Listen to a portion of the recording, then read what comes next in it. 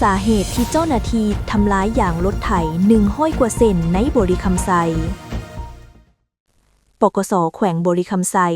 ได้นำยางรถไถ100 กว่าเซนไปทำร้ายทิ่มโดยให้เหตุผลว่าเป็นสินค้าที่ละเมิดลิขสิทธิ์ทรัพย์สินทางปัญญา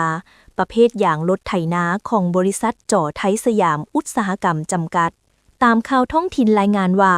วันที่27 มังกร 2026 นี้แผนกตำรวจเศรษฐกิจห้องตำรวจปกส.แขวงบริคำไซได้จัดพิธีทำลายสินค้าที่ละเมิดลิขสิทธิ์ทรัพย์สินทางปัญญาประเภทยางรถไถนาของบริษัทจ่อไทยสยามอุตสาหกรรมจำกัดโดยการเป็นประธานของทานพันโทบุญอินทิราชห้องหัวหน้าห้องตำรวจปกส.แขวงบริคำไซมีทานตินจันทวิไลต่างหน้าบริษัทจ่อไทยสยามอุตสาหกรรมจำกัดแผนกอุตสาหกรรมและการค้าแขวงต่างหน้าตำรวจเศรษฐกิจเข้าร่วมเจ้าหน้าที่แผนกตำรวจเศรษฐกิจห้องตำรวจปกส.แขวงบริคำไซได้ให้ฮู้ว่าภายหลังได้รับแจ้งความจากทั้งบริษัทว่า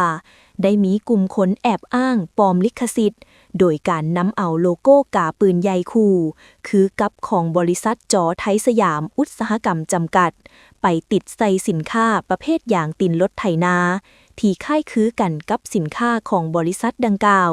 และได้จัดวางจำหน่ายขายอยู่ห้านคนจีนตลาดเมืองบริคันแขวงบริคำไซจึงได้มาแจ้งความต่อเจ้าหน้าที่เพื่อสวยสกัดกั้นแล้วทำลายตีนรถจำนวนดังกล่าวทิ่มส่วนผู้ที่นำมาขายทางบริษัทจะบ่เอาเรื่องหรือดำเนินคดีภายหลังได้รับแจ้งความจากบริษัทผู้เสียหายทางเจ้าหน้าที่จึงขอคำสั่งกวดค้นเคหสถานนำองค์การอัยการประชาชนแขวงและเข้าทำการกวดกาเห็นว่ามีมูลความจริง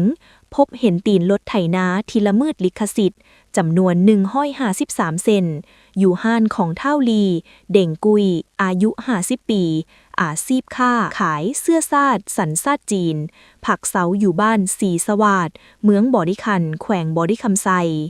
ผ่านการสืบสวนสอบสวนผู้เกี่ยวได้ให้การรับสารภาพว่าผู้เกี่ยวได้ติดต่อซื้อน้ำค้นจีนบ่ฮู้ซื่อ